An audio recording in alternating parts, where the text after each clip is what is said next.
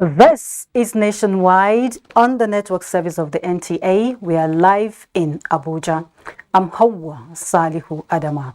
A gentle reminder that you can follow this news broadcast live on our website, nta.ng/live, and all our social media platforms displayed on the screen for updates.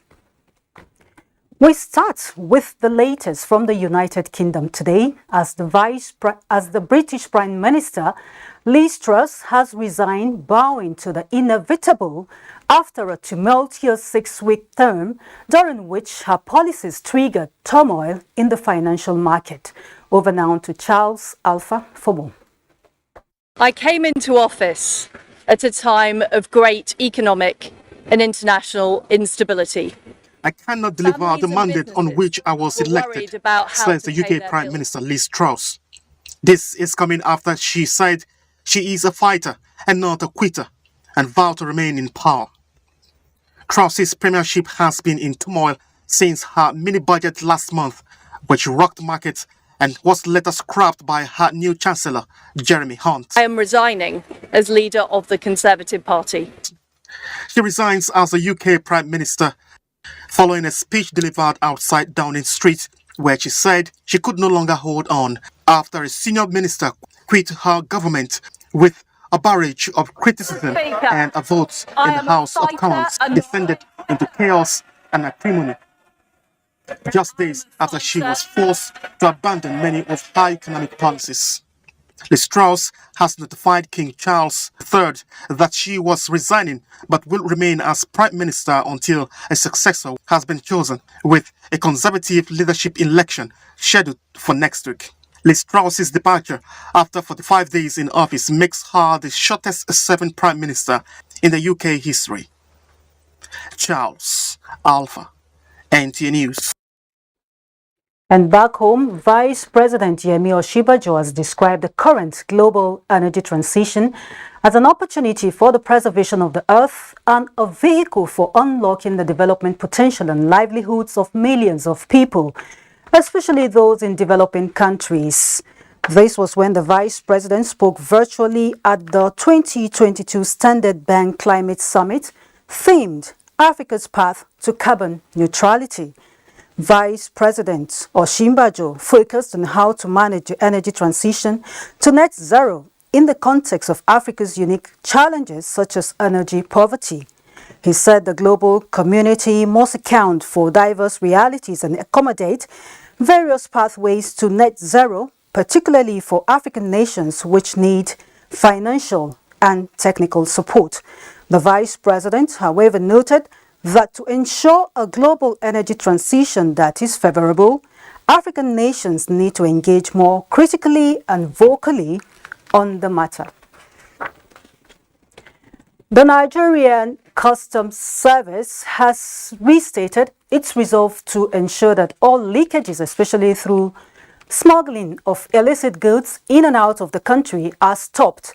The Comptroller General of the Nigeria Customs Service, Colonel Hamid Ali, stated this during the 54th session of the State House press briefing to assess activities and performance of the customs in the past 7 years. He highlighted the activities to include destination inspection, import-export operational improvement, as well as revenue generation, amongst others. We have encountered smugglers that are not only using AK-47, but they are using submachine guns. So we also have to modify our own operations. So we address the issue of implementation of simplified modern business process, which, of course, if you know, one of the gridlock we do have at the port is because we have so extensive procedures of clearance. So the first thing to do is to reduce that time frame in order to make sure that an importer will not incur additional costs because he wants to clear his goods. Colonel Ali further expressed hope of growing revenue generation by 30% annually, thereby improving the economy of the country. President Muhammadu Buhari has been nominated as the chairman of the Tinubu-Shettima 2023 Presidential Campaign Council of the All Progressives Congress. In a statement, the National Secretary of the party, Senator Iola Omishore, says the list includes the party's national chairman, Abdullahi Adamu, as the deputy chairman, APC presidential candidate Bola Ahmed Tinubu as the deputy chairman too, vice presidential candidate Kashim Shettima as vice chairman, while the Plateau State Governor Simon Lalong is the director general. The Tinubu-Shettima 2023 Presidential Campaign Council has zonal coordinators, state coordinators, advisors, and campaign patrons. It also has directors, deputy directors, secretaries, as well as directorates. The People's Democratic Party has set machinery in motion towards energizing its ongoing campaigns with the People's Democratic Institute, which is the party's training arm. Over now to Timothy Yusuf for more. The People's Democratic Institute, PDI, is set to reopen after years of dormancy following the party's loss of the 2015 elections. For training purposes, we have a screen this way. The institute, established in the year 2000 during the administration of former President Olusegun Obasanjo, is to be the intellectual base of the PDP, where policy direction is fashioned out for good governance and national development. Our candidate right now, he has its document called Contracts with Nigerian, which encapsulates all its policy programs. And then as an institute, we are already working with that campaign to ensure that those policies are streamlined and guided by details, data, statistics, information, so that when it comes in, and when the PDP comes in on May 29, 2023, we're ready to go. The institute is expected to provide the PDP with critical data and information towards formulating policies aimed at addressing the socio-economic needs of the country if victorious in the 2023 elections. Timothy Yusuf, NTA News. Staying with politics, Nigeria's election administration has witnessed steady improvement in credibility, acceptability, and inclusivity. This was the submission of the Center for Transparency Advocacy at a media briefing in Abuja. Still with Timothy Yusuf. I believe that you should believe INEC. From the conduct of 2015, 2019, as well as the 103 off-cycle elections and by-elections after the 2019 general elections, the Center for Transparency Advocacy is appreciating the steady progress made by the country in its electoral process. Introduction of technology is believed to be the reason largely responsible. Protecting the use of beavers and delivering free and credible elections in Nigeria's 2023 general elections, therefore, a task that must be done. 2.7 million invalid registrants were cleaned up from the system. These include those who are underage, those who have no reason to register as provided by the law, and those who registered twice. This act has shown that the Commission is on the right course to getting the credible voters register. The center asks Nigerians to support the Independent National Electoral Commission, INEC, to continue the use of the bimodal voter accreditation system, BVAS, in the 2023 general elections. A group of women under the banner of League of Women Voters of Nigeria have called on political parties and political office holders to include women as agents of change to actualize the 35% affirmative action in critical roles in the campaign and other aspects of the electoral process. Clear commitments to revisit and pass into law the Gender Responsive Bill, which has suffered several setbacks at the National Assembly. Effectively, Gender Equality Bill should be passed. The group therefore implored political parties to deliberately create space for women in their parties as well as on the political parties' campaign councils. Timothy Yusuf, NTA News. And it's time to join Hingino, who has the latest from our Lagos Network Center. It's over to you.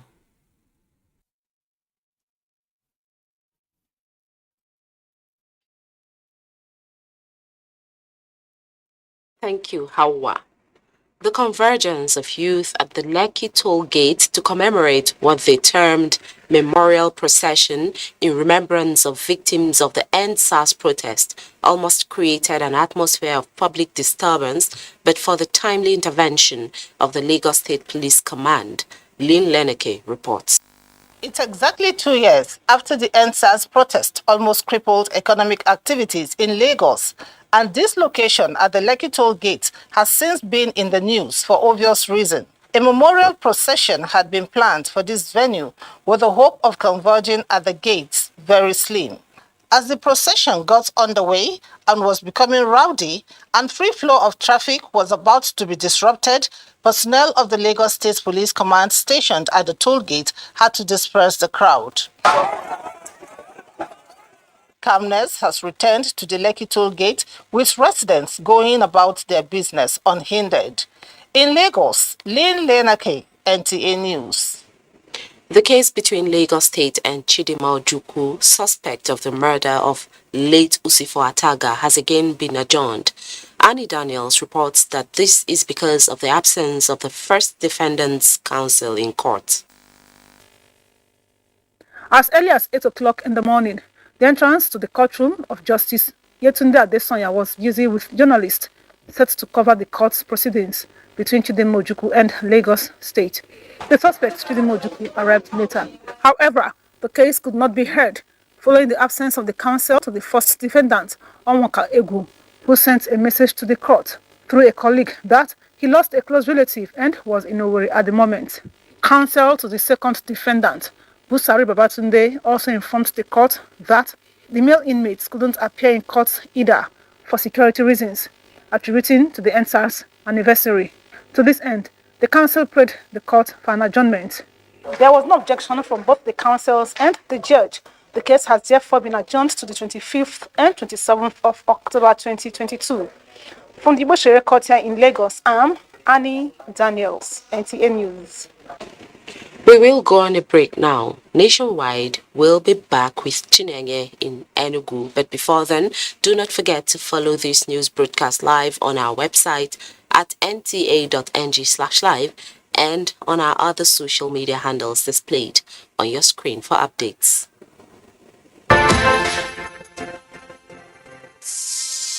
The Nigerian electoral system is seemingly simple, yet may be complicated for some. It's for them to come and tell us what they have. Running an election is equivalent to what? A job application. I want him to identify the issues plaguing the common Nigerians. PDP should focus on PDP and APC should focus on APC. Let's show you what an election is all about, as Nigerians pick the next president, governors and legislators.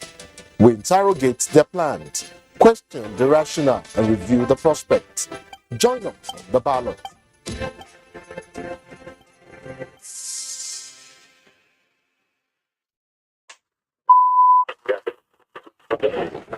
Good morning, Nigeria. Year after year, they have informed, educated, and entertained us. When you needed information, knowledge, or an escape. Generation to generation, the Nigerian broadcasting industry has worked tirelessly to serve you. And now, this service will finally be recognized. Right? This November, broadcasters all over Nigeria will gather for the maiden edition of the Nigerian Broadcasting Awards, an award ceremony set to reward hard work and unflinching excellence in the broadcasting media. They have served and are still serving. It's time to say thank you. This award is organized by the Broadcasting Organizations of Nigeria, BON. For more details, log on to www.tnawards.ng and follow our social media handles at TNB Awards. When you think about hospitality and affordable luxury away from home, then you talk about Sharon Ultimate Hotels, a secured and serene environment that offers kingly services such as 24-hour room service, impeccable security with CCTV surveillance, parking lots, free Wi-Fi internet service, free complimentary breakfast, restaurant that offers continental and local dishes, well-equipped fitness center with instructors, swimming pool, 350 capacity multi-purpose hall, laundry service, pastry corner, mini mart, and our suites are breathtaking.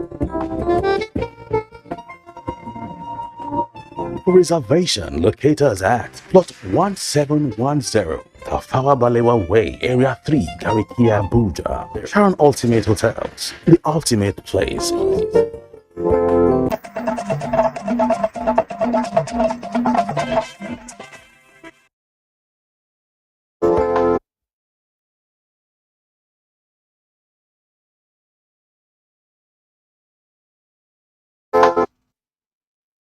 Come to Enugu. The 82 Division Nigerian Army has flagged off the 2022 Operation Golden Dawn 2, an annual event usually scheduled towards the end of the year to checkmate the rising spate of crime and criminality usually associated with the Yuletide.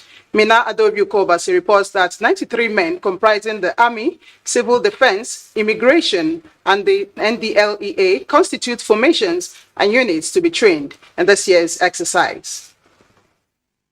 Operation Golden Dawn, which is primarily a field training exercise for formations and units under the 82 Division of the Nigerian Army, aims at ensuring that troops and all security agencies in the Southeast exercise tact and professionalism in performing assigned missions like checkmating cultism, kidnapping, armed robbery, and other vices within the region during the festive period. Exercise is aimed at ensuring that troops demonstrate their proficiency and synergy in the conduct of internal security operations, which is in tandem with the vision of an amiable and indefatigable Chief of Army Staff vision. Flagging of the exercise, the governor of Enugu State, Ifeanyi Ugwuanyi, represented by the secretary to the state government, commended the Nigerian Army of the 82 Division as well as President Muhammadu Buhari for the efforts put in at ensuring the security of the country and urged the troops to exercise caution in the course of their assignment while ensuring that Enugu people enjoyed a security-free Yuletide through Operation Golden Dawn 2. In spite of the challenges, Mr. President has been relentless and determined in providing security for our country. The general officer commanding 82 Division further charged troops to support efforts of the civil society and tackle real-time threats within the region and ensure that human rights of innocent civilians are not tampered with in the course of their duties. In Enugu, Mina Adobu-Kobasi, NTA News. Anambra State Governor Professor Chukwuma Soludo has celebrated and rewarded 5 teachers who won prizes at the just concluded President Teachers Award organized by the Federal Ministry of Education to commemorate the 2022 World Teachers Day. Ndem Kalu reports that the governor received the teachers at the Governor's Lodge, Amobia. The 5 teachers from both public and private schools who made the state proud won cars, private motorcycle, and a generator. The governor congratulated and eulogized them by emerging the overall best in the country and other national awards, stating that the future of any society can be predicted by the quality of teachers and quality of teaching. The future of the state is in your hands, and for you to be a teacher, to be best in Nigeria, best runner in Nigeria. It says quite a lot about what is going on in Anambra, what the potentials are.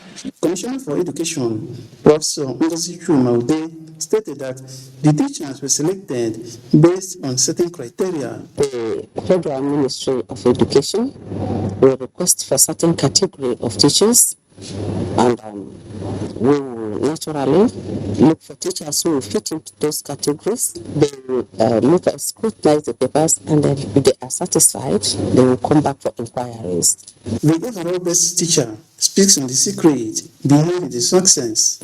Because of my passion I have for students and passion I have for impacting knowledge, prepared me to go into the higher institution to study education. So doing what you love and doing it passionately, I think that's the major thing that prepared and triggered this success. The teachers were rewarded with a gift of 1 million naira each as a motivation from the Governor's Lodge, Amobia, Ndem Kalo, NTA News. And those are the stories from Enugu. We will now rejoin Hawa in Abuja for more on Nationwide. Very well, Chineye, thank you. And here in Abuja, we have a report that says Pope Francis has offered special prayers for Nigeria over the flood disaster that has killed 600 people and rendered thousands homeless. The pontiff, in a statement, also prays for all those who have lost their lives and those affected by the devastating calamity. He calls for support and solidarity from the international community for Nigeria. And to speak more on the Pope's prayer for Nigeria, we have with us in the studio the Director Communications of the Abuja Catholic Archdiocese, Father Patrick Alumoku. You're welcome to Nationwide. Thank you very much. Okay. They say when it rains, it pours, Father. I'm just wondering, the Pope is asking the world to pray for Nigeria. What is your view considering the fact that Nigeria is singled out for what I would call the spiritual grace?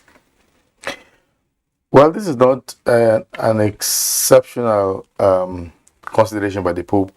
What he usually does is he gets reports from all over the world, from time to time, from the papal nunciators, apostolic nunciators in various countries about what's happening in those countries. So they give him, if there's a major disaster or there's a major serious security issue, for example, that needs to be addressed, he then addresses it. But the curious thing about this particular one is that it's coming on a Wednesday. He usually does this on Sunday. Okay. But because it's an emergency, possibly because it's an emergency, he now took the Wednesday audience, which is not usually when he addresses cases like this. So that's what is actually peculiar here. And I think that we thank God for this opportunity to create awareness and draw attention to the situation of Nigeria right now. I was alarmed a couple of days ago when I saw the governor of Bayelsa say there were over 1 million people displaced. That's true. Because of the floods there. Of course, here in Abuja, we know that we've not had fuel for quite a number of days or weeks now because of the floods in Lokoja and the area. There have been floods in Benue that have actually displaced hundreds, if not thousands of people. And I understand from the news that there are about 27 other states that have been affected by this. So I think it's quite a situation of humanitarian that deserves humanitarian attention and support. The Pope himself is again very has cared all through his pontificate about this kind of situations. He's written a whole encyclical called Laudato Si, talking about the care for the earth and the environment. That actually takes me to the next question, which says, how well do you think people are keen to this position of the Pope in promoting the care for the earth? Well, I think that many world leaders have taken this quite seriously because they are thinking about the pollution in some parts of the world that is creating this environmental damage and catastrophe that we're experiencing in other parts of the world. And usually people, it's believed that the industrial countries are going through a huge amount of production that's leading to pollution, that's creating this environmental damage. I think that the United Nations and the United States have actually been working very hard on putting pressure on a number of countries, on itself, on China, and on a number of other countries that are producing this condition. I think that eventually people will have to take it seriously, and I think that African countries should pick this up because although we are not the cause of this, the effect will be felt very badly in our nations. Okay, just a final one before you go. Do I call this a directive now? He's saying that the world should pray for Nigeria. What is the local Catholic community doing towards actualizing this That's a good question, really, because here we've taken this up already. We're not just praying, we're also acting. Okay. Because yesterday when I looked at a list of parishes that are responding to the request of the local bishop of Abuja, the Archbishop of Abuja, Archbishop Ignatius Kaigama, sent out a letter last week already asking that all churches should contribute money, and people of goodwill. There was a great response, and even little communities within Abuja that I saw, some gave about 500,000 naira, others a bit less, others a little more.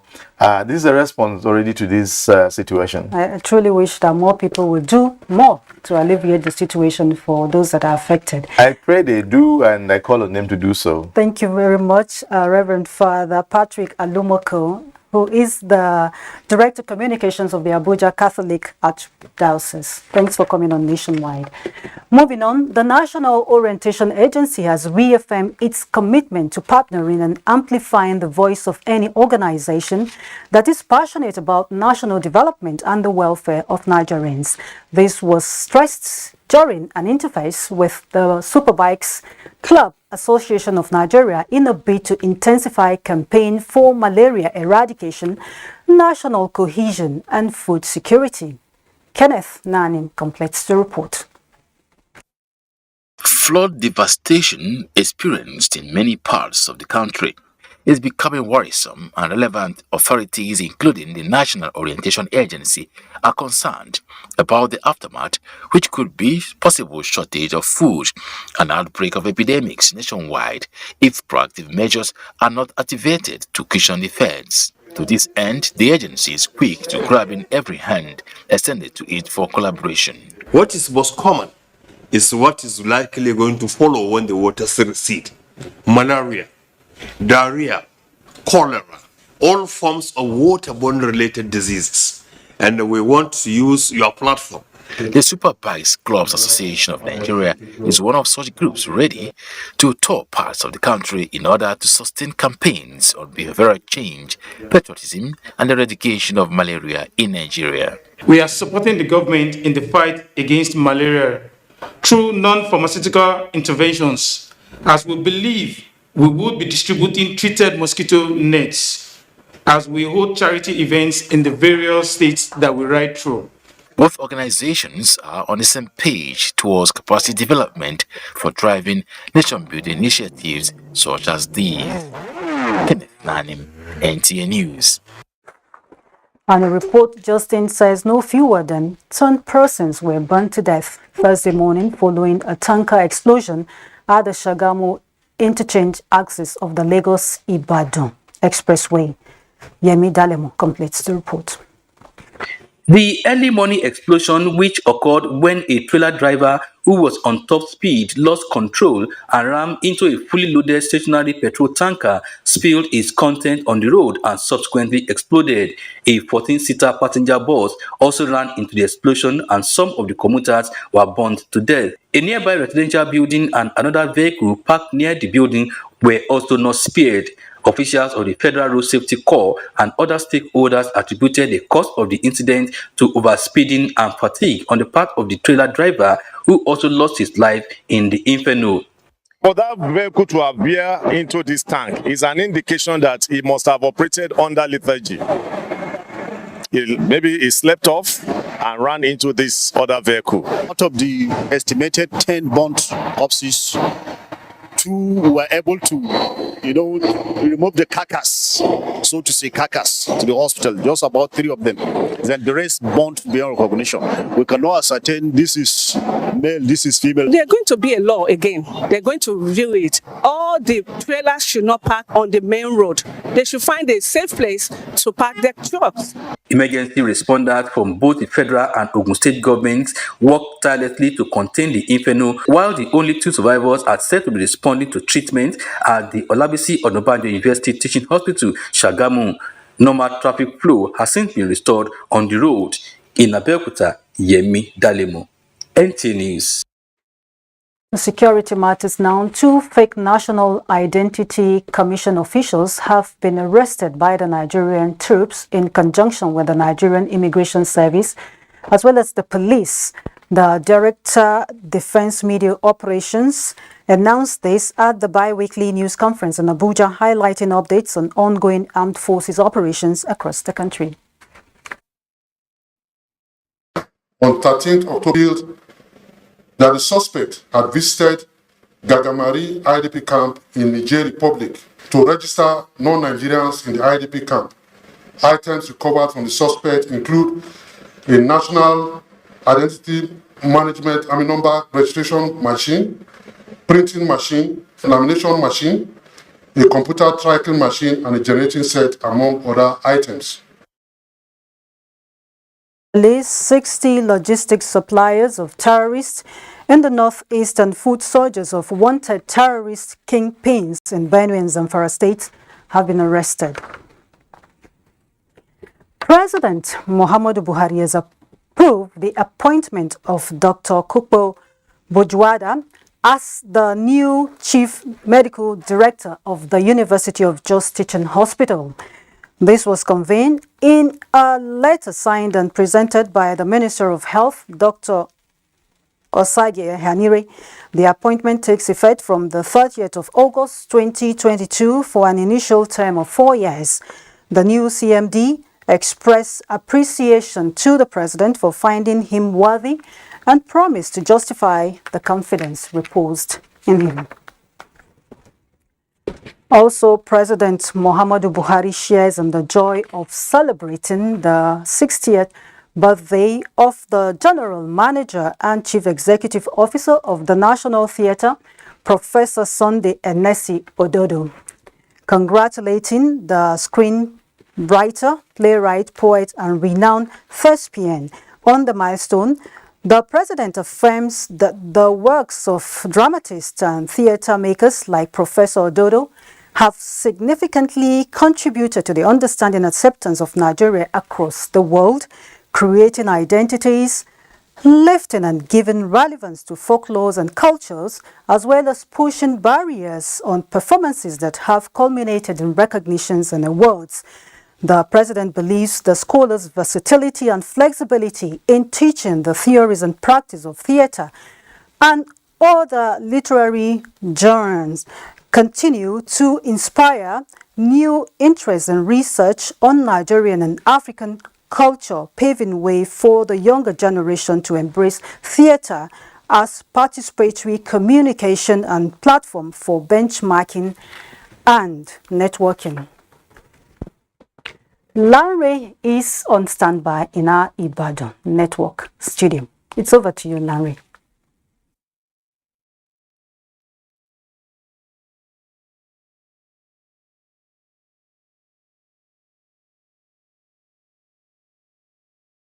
Good to see you, Hawa, and welcome to Ibadan. Towards youth employment, 181 trainees from Oyo State Employment and Social Support Operation (YESO) have received starter packs for various skills. Ayomiku Ajibola reports that the state government presented a starter pack to them in Ibadan, the state capital. These 181 beneficiaries from 20 vocations of the state-led Skills for Job in Oyo State have undergone 3-month training in sector-specific entrepreneurship and 6-month internship with organized private sector. Some of the items given to the beneficiaries include laptops, hairdryers, printers, sewing machines, generator, refrigerator, among others. With the gadget given to me, it will surely enhance my own business. I will start my own business with my and with that I will become my own boss. Describing youth of any nation as a pillar upon which the greatness and economic advancement of such nation is built. Governor Seyi Makinde commended the federal government and the National Directorate of Employment, NDE, for adopting the YESO program and their commitment to its implementation. This is one step in the direction of arresting our youth from pursuing criminality into really settling down to do genuine business. We want the beneficiaries to become self-employed, to become employers of labor as time goes on, so that in future they too can employ others and alleviate poverty. Facilitated by the World Bank, the Youth Empowerment and social support operation, YESO, as a social safety net program, was designed to increase access of the poor to youth opportunities, and these, according to relevant stakeholders, have left positive impacts on the lives of the direct beneficiaries, as well as their families, and by extension, Oyo State. In Ibadan, Ayomiku Ajibola, NTA News. In a bid to curtail the brain drain in the engineering profession in Nigeria, stakeholders have focused on efforts at bridging the gap as panacea at a forum in Ibadan, the Oyo State capital. Rofia Animashan Badmus has details. The stakeholders urged policymakers in solution-based deliberations to improve on manufacturing, charting a way forward on improving the nation's economy.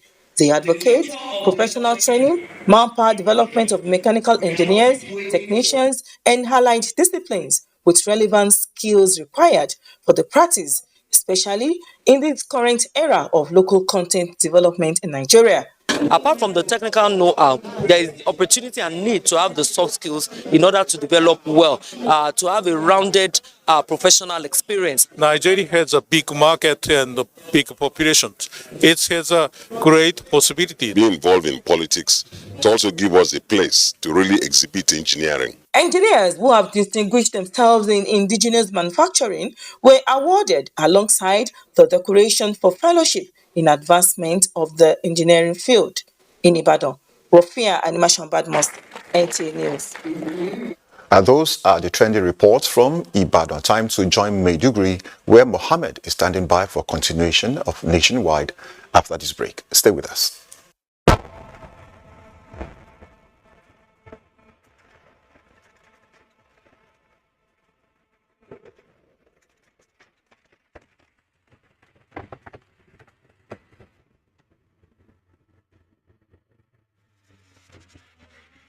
Introducing the Nigerian Marketing Awards. Celebrating marketing excellence in Nigeria on Friday, 11 November 2022 at the Eko Convention Center. Visit our website at www.mma-ng.com for more information. Entry closes September 30, 2022.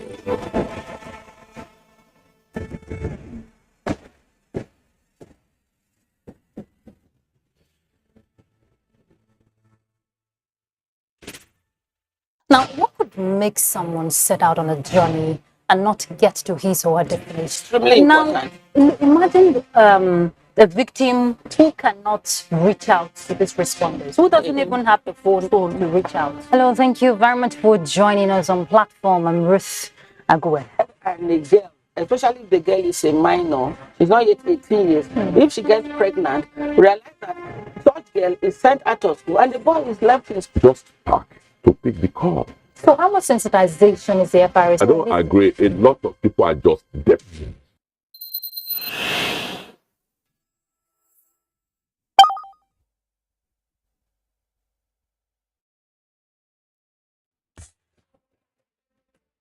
From dusk to dawn, 24 hours a day, NTA International is with you. In your living room, office, and everywhere, anywhere. We provide the company you desire in terms of balanced and up-to-date news, programs, and the best of entertainment.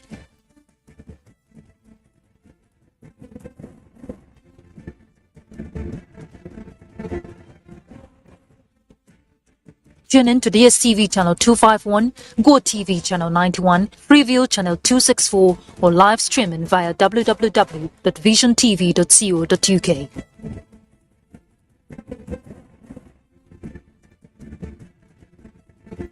You can also see us on Facebook and YouTube for quality content on the go. NTA International, Africa's window to the world.